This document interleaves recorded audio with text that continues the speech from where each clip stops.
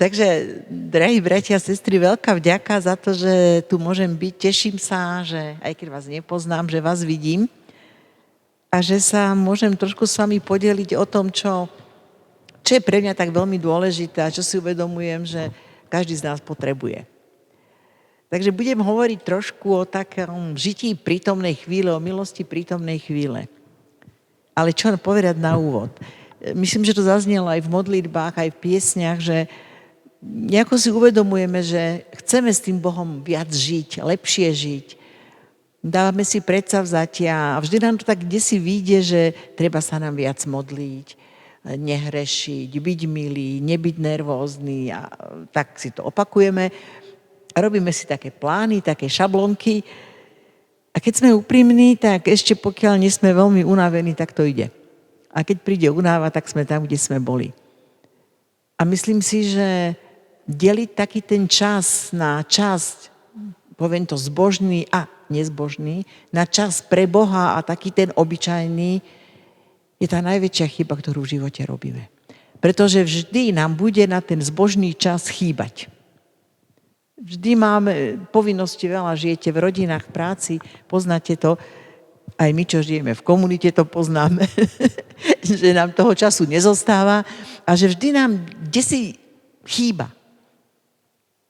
Tak to delenie na ten čas, nejaký taký zbožný a nezbožný, je to najhoršie, čo môže byť. Pretože ak si vytvoríme nejakú takú tú šablónu, čo by sme mali, aký by sme mali byť, tak vlastne my sa uzatvárame tomu, čo s nami chce konať Boh.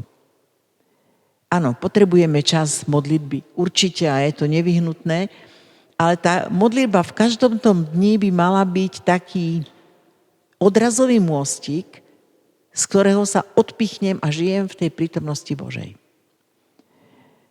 Ono nie je taký veľký problém v tom, koľko sa modlíme, ale možno je trošku taký problém niekedy o našom postoji k životu. Keď vnímame len život ako veľmi ťažký, ako sa nám nedarí, ako je toho veľa, aký sme často nespokojní, frustrovaní a tak ďalej, tak ťažko budeme vnímať Boha v každých okolnostiach života. Ako náhle si ale začneme uvedomovať, aj pripomínať počas dňa, lebo je to o tom, že život môj, váš, každého jedného z nás je darom od Boha pre tento svet, tak už to hovorí o niečom inom. Keďže môj život je darom pre tento svet, Boh mi ho dal preto, aby tento svet bol kúsok lepší. To neznamená, že musím ísť na misie alebo budem druhá matka Teresa. Vôbec nie. Ale ak v tom prostredí, kde žijem, vo vlastnej rodine, v práci, v komunite, ja prinesiem len trochu lásky a dobra, tento svet sa mení. Tak keď hodíte do mora kvapku vody, síce to nevidíme, že by to more narastlo, ale keď tam hodia všetci, tak narastie. Takže žiť v Božej prítomnosti je úžasná vec, ktorá nás vedie k tomu, aby sme sa na vlastný život, na udalosti, na to, čo nám život prináša, čo niekedy nevieme ovplyvniť, začali pozerať iným spôsobom, iným pohľadom, takým Božím pohľadom. Sme teraz v takom tom období novény k Duchu Svätému, už vidím, že už to tu je naštelované.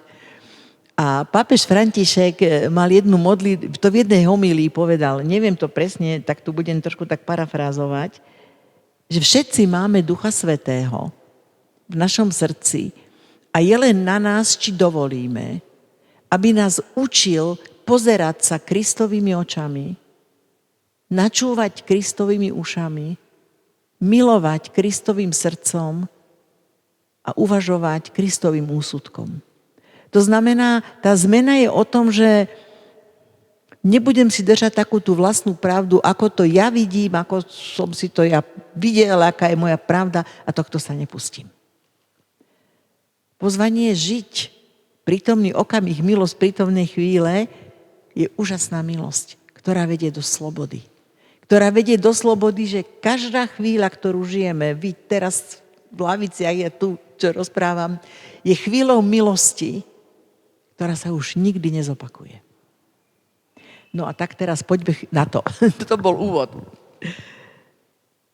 Božia milosť je nám vždy daná na prítomnú chvíľu. My vieme, že bez Božej milosti nemôžeme žiť. A ona nám je daná len na to, čo žijeme teraz. Je úžasný príbeh v Starom zákone, je to v knihe Exodus v 16. kapitole. A poznáte to všetci, Izraeliti putujú po púšti a nemajú cibulu a mäso, tak tam šomrú na Hospodina a on im zošle mannu. Ale čo im povie?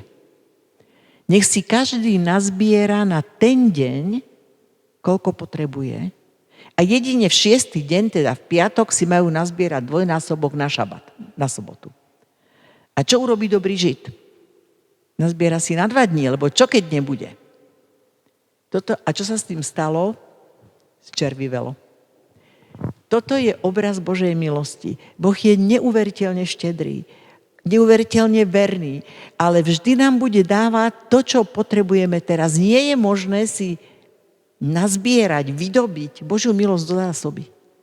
Je to úžasná Božia pedagogika, ktorá nás vedie k takej závislosti na Bohu.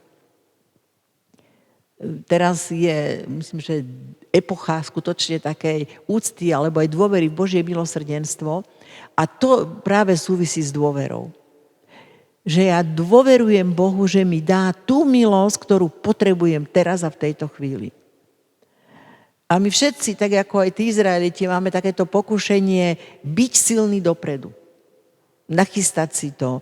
A práve to pozvanie žiť v Božej prítomnosti je úplne opačné. Boh mi dá to, čo potrebujem teraz a tu, v tejto chvíli. V Žalme 145 je taký krásny verš. Oči všetkých sa upierajú s dôverou na teba a ty im dávaš pokrm v pravý čas. Nedáva ho ani skôr, ani neskôr, ale v pravý čas. Teda Božia milosť je vždy daná na prítomnú chvíľu, ale Božia prítomnosť je vždy. Neexistuje miesto, neexistuje stav človeka, kedy by nebol prítomný Boh. Len tak na okraj. My všetci, verím tomu, ktorí sme tu, sme boli pokrstení. Krsťom sme boli skutočne ponorení skrze Ježiša Krista do lona Najsvätejšej Trojice. Boh sa krstom zaviazal, on ani inak už nemôže. My sme Boží. To znamená, tam, kde sme, tam je Boh. Pán Ježiš hovorí, že budem s vami po všetky dni až do skončenia sveta. A toto je zdrojom toho nášho pokoja vnútorného. Vždy je dôležitý dnešný deň, dnešná chvíľa. Lebo len teraz, v dnešnej chvíli, môžem povedať, Bože môj, dôverujem ti. Či som to povedala včera, alebo nie, to už patrí Božiemu milosrdenstvu. A či to poviem o hodinu, to je v Božích rukách, Božej prozreteľnosti. Ale len teraz to môžem povedať za seba. To je niečo podobné ako s láskou. Aj láska je možná len v prítomnom okamihu. Pre lásku sa môžem rozhodnúť len dnes. Sveta Terezia z Avily, keď píše o modlitbe, tak má takú jednu úžasnú vetu, že kto sa chce modliť, musí urobiť rozhodné rozhodnutie. To znamená rozhodnúť sa teraz, že to tak chcem. Milovať niekoho, milovať Boha znamená rozhodnúť sa dnes. Musíme to často opakovať, jasné. Ale ako náhle to začneme odkladať, ako náhle si poviem, tak ráno tomu Pánu Bohu to poviem a potom celý deň nič. Žijem úplne mimo. Tak sa strácame. Boh je tam. Boh je vždy prítomný, aj keď sa hneváme, aj keď sa nám nedarí, aj keď možno veci idú nepríjemne okolo nás, aj keď tam niečo rezonuje neustále, on je tam a vždy čaká na to, kedy k nemu obrátime srdce a mysel. Že to nie je o dlhých modlitbách. Náš život s Bohom nie je o dlhých modlitbách. Náš život s Bohom je o tom, akú túžbu máme po ňom a aké miesto v živote mu dávame. Po čom najviac túžim? Či len niekedy, aby som mala pokoj od všetkých. Alebo či skutočne túžim, aby Boh bol centrom môjho života. My to neurobíme, to musí spraviť Boh sám. Ale jedinú vec, ktorú môžeme urobiť my, každý sám za seba, sa rozhodnúť. Všetko ostatné je na Bohu. Boh nám dal dar slobody. A preto sa nikdy nedotkne našej slobody. On nás nikdy nedonúti. Ale vždy nechá, aby sme sa my sami rozhodli. Ale vždy teší Božie srdce, keď sa človek rozhodne. Keď znova si povie, áno, Pane, aj teraz, keď som niečo pokašľal, ale príď, chcem s tebou žiť. To sú momenty, kedy my vstupujeme do hĺbky Božej prítomnosti a do Božej milosti. Takže pre celý náš duchovný život, alebo to kráčanie vo viere s našim Bohom, existuje len ten krok, ktorý môžem urobiť teraz a tu. Jasné, je na každom z nás, jak tu aj teraz vysedíte, jak sme tu. Môžete si povedať, rozhodnem sa zajtra, rozhodnem sa po Turicách, rozhodnem sa, kedy chcem. Ale vždy je dôležitý ten krok, ktorý spravím teraz. Pane, chcem s tebou žiť. Chcem skutočne počas dňa sa vracať do tvojej prítomnosti, lebo to nie je ani o výkone, ani o čase, ani o tom, že by sme mali mať naštudovanú neviem akú teológiu. To je o našom srdci. Pretože život s Bohom je o vzťahu od srdca k srdcu. Všetko ostatné je dôsledok. Modlitba je prostriedok, ako do tohto vzťahu vstupovať. Modlitba je dar pre nás, aby sme sa s Bohom mohli stretnúť. Ako náhle sa nám modlitba stane nejakým bremenom, nejakou starosťou, niečím, čo nás ťaží, tak je dobre sa zastaviť a pýtať sa, prečo sa modlím. Čo nám v tomto teda najviac bráni, v tom žití Božej prítomnosti? Mohli by sme povedať, že také dve veci. Jedno pokušenie je vzhľadom na našu minulosť.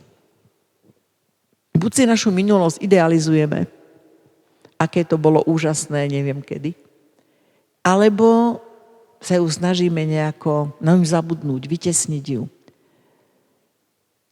Keď si zoberete, keby ste si urobili takú snímku svojho dňa, čo sa týka myšlienok, tak ako často sme v minulosti. Ako často sa niekedy obviňujeme, možno vás našťastie nepoznám, tak sa mi dobre hovorí. Ako sa rodičia obviňujú, že keby sme boli inak vychovali naše dieťa, kde by dnes bolo. A pritom vychovávali najlepšie, ako vedeli. Ako často sa vraciame do minulosti, kto mi čo povedal. Ako som ja zareagovala, čo sa stalo, čo som mala povedať, urobiť a neurobila som. A skrátka celá tá naša minulosť, ktorá patrí do Božieho milosrdenstva. Minulosť bude vždy našou súčasťou. Aj to treba, lebo to sme my, ale by nikdy minulosť nemala určovať dnešok, ani budúcnosť. To znamená, s minulosťou už nerobíme nič, ale máme dnešok a dnes to je okamih, ktorý je dôležitý. Lebo celý môj život aj s minulosťou patrí Bohu. A Boh to vie. Sa tu spomínali žalmy, tak ja mám zase taký obľúbený 103. žalm a tam je veta v 14. verši: On vie, z čoho sme stvorení, pamätá, že sme iba prach. Boh nás pozná. Boh nás pozná dokonale, o mnoho viac, ako si my vieme predstaviť. A miluje nás takých, akí sme v tejto chvíli. Aj s tým, čo my odmietame, za čo sa hanbíme, možno čo by sme nechceli, a celý ten balík. A on nás má rád, lebo vie, že sme krehkí, že skutočne sme prach, ale nás stvoril a jeho láska dáva hodnotu a zmysel nášmu životu. Takže to bolo to pokušenie vzhľadom na minulosť. No ale potom je tu ešte také pokušenie vzhľadom na budúcnosť. V Matúšovom evanjeliu Pán Ježiš hovorí, že každý deň má dosť svojich starostí. S tým myslím, že všetci súhlasíme. A napriek tomu sme schopní si pridávať neuveriteľné množstvo starostí, ktoré by sa mohli stať.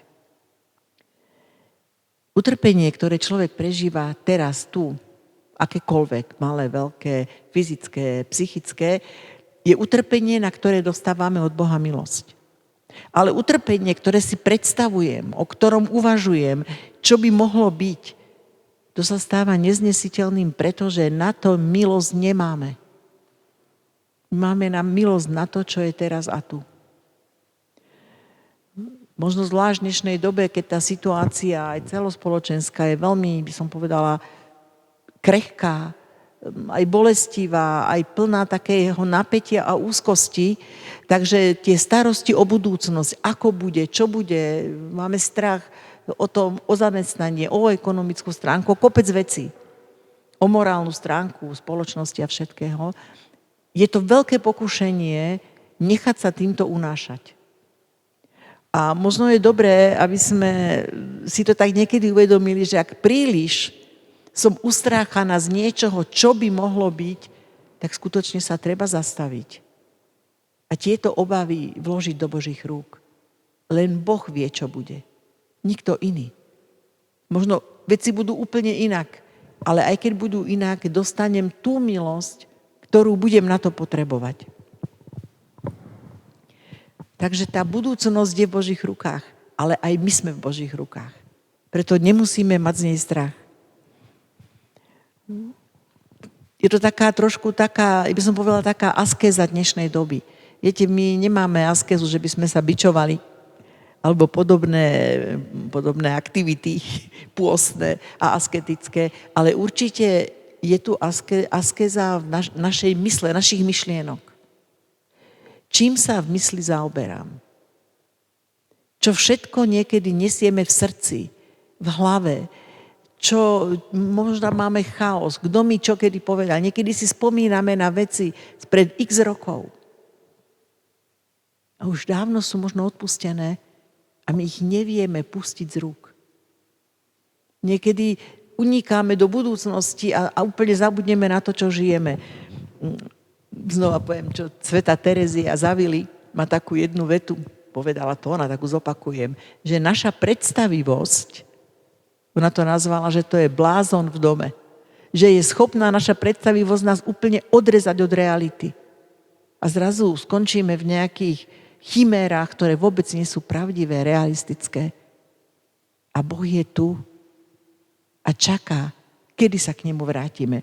Kedy sa k nemu vrátime srdcom, hej? My sme stále v ňom, ale kedy sa k nemu vrátime srdcom. Takže tá milosť prítomnej chvíle je také, možno učiť sa žiť podľa vnútorného takého rytmu milosti. Znamená to, že nechať sa Bohom vyrušovať. To slovo nemáme radi nikto.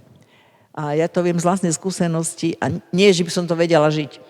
Keď si ráno naplánujem, čo by som mala do obeda stihnúť a stačia 2 telefonáty, ktoré ma vyrušia, oberú o nejaký čas, lebo niekde chýba nejaký dokument alebo nejaký papier a je to byrokracia. Poznáte to. A už sme rozhodení, rozladení, nahnevaní a zas nám dlho trvá, ale sa vrátime späť. Žiť podľa rytmu milosti znamená nechať sa vyrušovať Bohom. Áno, môže ma to nahnevať, môže ma to aj rozhodiť, ale čo je dôležité, aby som si možno čím skôr sa vrátil a povedal si, ak sa toto stalo, tak mám milosť na to, aby som to urobil. Nebáť sa pustiť z rúk veci, ktoré sme si naplánovali.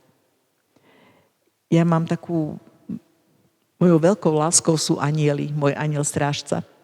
A ja sa priznám, že vždy, keď idem napríklad do mesta niečo vybavovať a mám napísaných 5 bodov, tak tá prvá vec, ktorú spravím, je prosím anjela strážneho, aby to tak zorganizoval, aby to išlo. A skutočne vám môžem povedať, že niekedy môžu byť niekde rady, alebo ja neviem, niečo sa môže zomlieť, že vždy to, stihnem to tak akoby v kľude.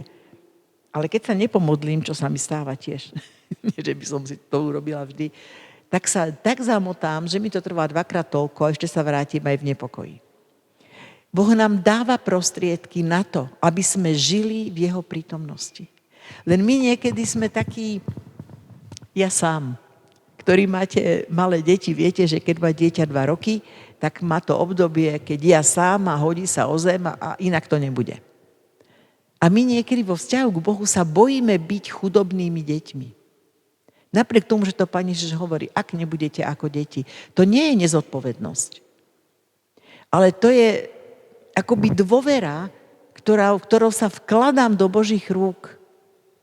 tým, že Pane, ja neviem, jak to zvládnem, ja neviem, jak to urobím, ale Ty ma veď, áno, musím robiť, musím rozhodovať, určite máme byť zodpovední, ale nie sme to my, ktorí si život organizujeme. Myslím, že s týmto mi dáte za pravdu, že je strašne veľa vecí, ktoré by sme si chceli zorganizovať a zorganizuje nám ich buď niekto iný, alebo život.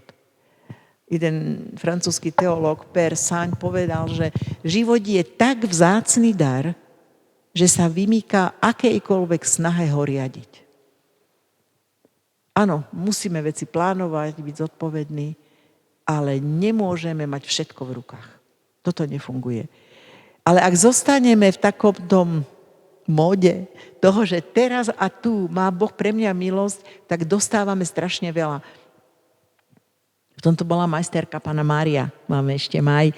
Viete, že Mária bola tá, ktorá nemala teológiu, to bolo obyčajné židovské dievča, ale ona žila v Božej prítomnosti. Keby nežila, tak možno toho anjela Gabriela, ktorý príde pri zvestovaní, ani ju nenájde.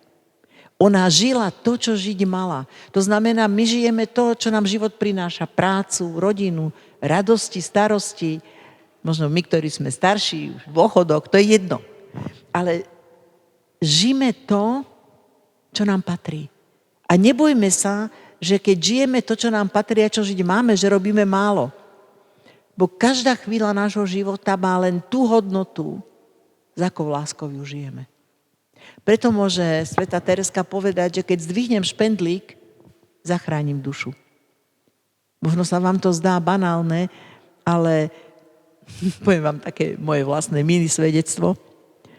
Ja som mala obdobie, keď sme teda odoberáme jedny noviny v komunite a ja som mala obdobie, keď ma neuveriteľne vytáčalo, keď niekto tie noviny otvoril, prečítal a nechali ho otvorené. A odišiel. A ešte som aj vedela, kto to bol. A potom som si uvedomila, že zložiť tie noviny, to bolo 10 sekúnd, keď ich urobím. A že keď to urobím v hneve, tak nič tým nezískam, ani ja, ani ten človek a ešte sa vo mne hromadí voči tomu človeku blok.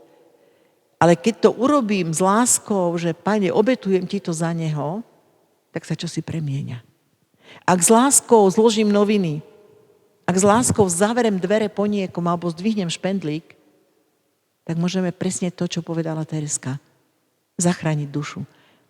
To je hodnota skutka alebo skutkov, ktoré sú naplnené láskou. A toto sú vlastne veci, ktoré sú naše každodenné. To sú chvíle, ktoré žijeme. My, jak sme teraz tu, vy máte milosť na to, aby ste počúvali a ja mám milosť na to, aby som hovorila. Ako náhle ideme robiť niečo iné, tak vypadáme z tej Božej milosti. Ja si spomínam, ale aj teraz to ešte je, my robíme teda v komunite rôzne duchovné cvičenia a tiež sa snažíme ľudí povzbudiť k tomu, aby prežívali to, čo prežívať majú. Ale vo chvíli, keď niekto príde, ja neviem, vo štvrtok a už si hľadá, ktorým vlakom pôjde domov v nedeľu, tak uniká. Uniká z toho, čo mu Boh dáva na tú chvíľu. Že my niekedy v tej snahe mať to zorganizované, sa strácame v tom čase. A je to obrovská škoda. Takže pozvanie, ešte 5 minút, vydržíte? To pozvanie je nejako si možno aj prosiť o tú milosť, aj si pripomínať, že každá chvíľa, ktorú žijem, je chvíľou milosti, kedy sa ja môžem stretnúť s Bohom. Idete autom, stojíte na červenú. To je moment, kedy môžete povedať, Pane Ježišu, ďakujem ti za to, že niekto vymyslel svetla. Ďakujem ti za to, že idem z práce do práce, že čokoľvek. Je to moment, kedy ja sa otváram Bohu, ktorý tu je. A nemusím robiť nič veľa, ale toto, čo robím, mi prináša do srdca pokoj a radosť. To nie sú výkony, ktoré by nás stáli čas. Je to znova o tom, že či to chcem, či potom túžim, či chcem s tým Bohom žiť každodennosť, takú, aká je. Sa modlíme novénu k Duchu Svätému, budú Turice. A my máme takú tú tendenciu asi všetci sa prosiť o dary, aby sme boli silní, vedeli sa správne rozhodovať a neviem. Prosme o to, aby sme v každodennosti, v tom bežnom dni, aby sme žili s Bohom. Lebo to je to najviac. A toto je to, čo Duch Svätý nám môže darovať. Aby sme sa otvárali jeho milosti, tam nejak nám ju dáva. Žiť prítomný okamih ako milosť môže každý. Tam neexistuje výnimka veku, zdravia, vzdelania, ničoho. Pretože milosť je tu daná pre každého človeka na každú chvíľu. Ale s tým som trošku začala, že ale ak sme nespokojní, ak je v nás taká nespokojnosť s tým, čo žijeme, nespokojnosť so životom, jak sa mne darí, aký som ja chudák, nespokojnosť s tým, ako žijú iní, nespokojnosť so spoločnosťou, možno s pánom farárom, to je jedno. Ak máme v sebe kopec nespokojností, tak my nežijeme prítomnú chvíľu. My unikáme. Potrebujeme sa otvoriť tomu, že to, čo je, čo mi Boh dáva, je to najlepšie.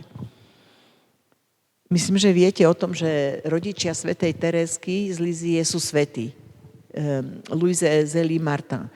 A Tereskina mamina, však to poznáme všetci, ona vlastne bola onkologický pacient, mala teda rakovinu, už keď bola sa Tereska narodila. A už ku koncu života bola fakt veľmi chorá, mala veľké bolesti. Na rodina, manžela, dievčatá sa tie staršie ju v úvodzovkách prinútili, že mala by ísť na púť do Lourdes, že určite ju Panna Mária uzdraví. A jej sa ani tak veľmi až nechcelo, ale teda šla aj s tými staršími dievčatami, dcérami a uzdravená nebola. A keď sa vrátila domov, tak nastalo aj v takejto svätej rodine sklamanie. A ona vtedy povedala úžasnú vetu. Keby mal Boh pre mňa teraz niečo lepšie, tak mi to dá, lebo ja viem, že je Boh dobrý. To je neuveriteľná veta, ktorá nám pomáha si uvedomiť, že Boh nám neposiela zlé veci. Áno, dejú sa zlé veci skrze iných ľudí, skrze zranenia, skrze všeličo, ale to nie je Boh, ktorý by na nás zosielal zlo. Ale toto potrebujeme obnoviť dôveru v dobrého Boha. A ja si túto vetu Zélie veľmi často opakujem, lebo je to úžasná vec, ktorá nám pripomína, že Boh chce moje dobro. A ak som nespokojná s niečím, treba sa pýtať prečo. Lebo nespokojní sme najčastejšie preto, že nejdú veci podľa našich predstav. Že pán farár kázal dlhšie, ako som si ja myslela, že v autobuse bolo viac ľudí, ako som očakávala a že dneska prší, keď som chcela ísť do záhrady. To znamená, tá nespokojnosť vyplýva veľmi často z toho, že nejdú veci podľa našich predstav, ale oni nikdy nepôjdu. Teda ak sa chceme akoby oslobodzovať od nespokojnosti, je dôležité, aby sme si pripomínali, že v tejto chvíli, v tomto okamihu je tu Boh so mnou a mi žehná. A ak mi Boh žehná, ja nemôžem byť nespokojná. Pretože Božie požehnanie je plnosť. Plnosť života a plnosť radosti. Možno ešte dve veci a už končím. Vyžaduje to totiž, aby sme sa oslobodili, to sa znova vrátim k tomu, len to s tým súvisí, aby sme sa oslobodili od toho, že my si ten život zariadíme. Áno, znova opakuje, buďme zodpovední, robme, čo treba, ale buďme slobodní na to, aby Boh mohol vstupovať do nášho života. Sme spievali, buď vôľa tvoja, modlíme sa to denne v Otčenáši, ale chceme, aby Božia vôľa vstúpila do môjho života. Veľmi často chceme, aby tá moja vôľa sa stala Božou. A Boh si od človeka nechá všetko. Boží syn Ježiš Kristus sa nechal zabiť. Ale Boh nedovolí, aby človek ním manipuloval. Nedovolí, aby sme mu svoju vôľu podsúvali a chceli, aby ju on naplnil. Môžeme mu ju predložiť vo veľkej slobode. Aj sa treba modliť za všetko, čo potrebujeme, ale modlíme sa tak, že Bože, ako ty chceš.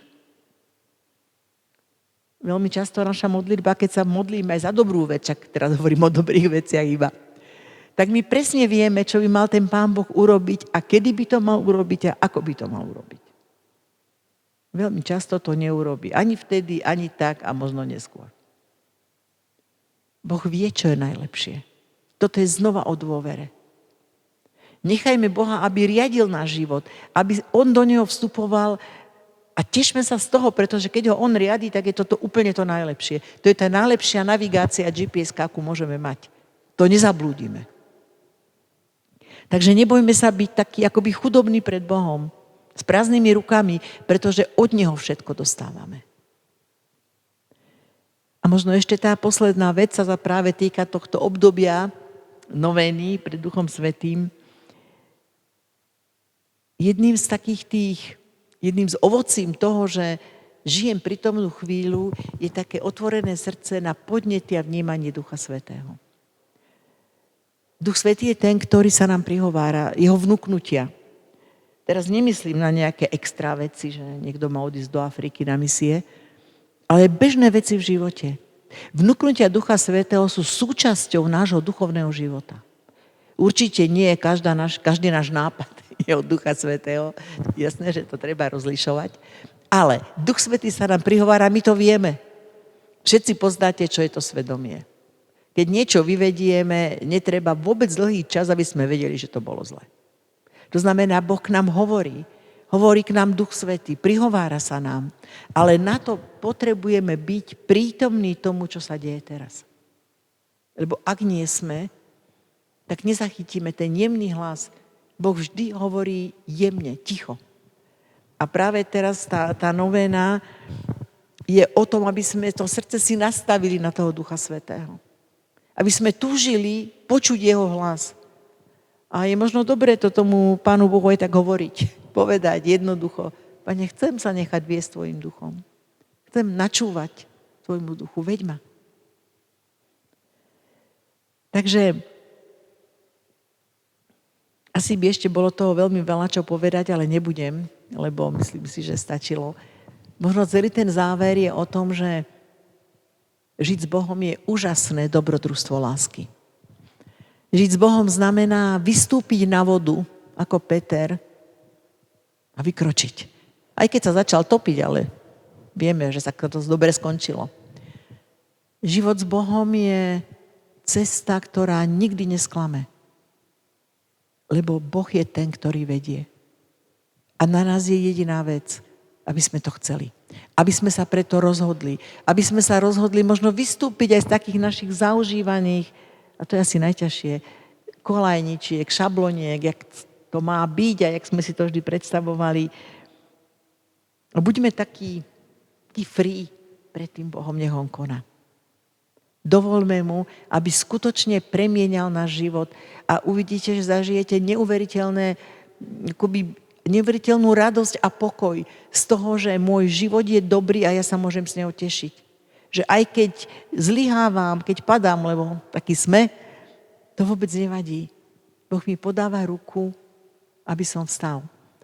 Neviem, či vy tu nemáte ikony. My v komunite máme ikony, ak sú tu nejakí grekokatolíci, tak budú so mnou súhlasiť. A ikona vzkriesenia, ona ani sa nenazýva vzkriesenia, ale zostúpenia, anastázis. Ona je v tom, že Kristus rozlámal tie brány bronzové, ktoré viedli do podsvetia a podáva ruku, jednu ruku Adamovi a Eve. Rukami ich vyťahuje von. Toto je náš Boh. Boh, ktorý neustále podáva ruku, svoju ruku, aby sme sa jej chytili a nechali sa ním viesť. Nech sa nachádzame kdekoľvek. To je Boh, ktorý chce prvý túži s nami žiť. A na nás je on, aby sme mu odpovedali. Amen. Sláva Otcu, i Synu, i Duchu Svätému. Bolo na počiatku, tak nech je teraz, i vždycky, i na veky vekov.